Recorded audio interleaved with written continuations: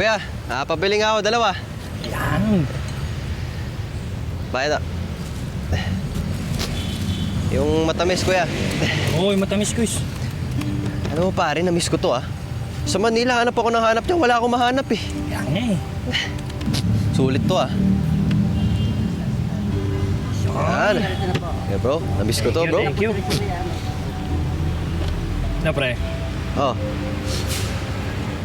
tanong ko lang Hmm. Diba halos isang taong ang binupakita dito? Pare, nakwento ko na yan sa'yo eh. Thank you po, sir. Thank you po. Thank you, kuya. Di ba nakwento ko na yan? Oo! Yung aksidente yung kami may dahilan. Salamat Paka-supportive mo naman.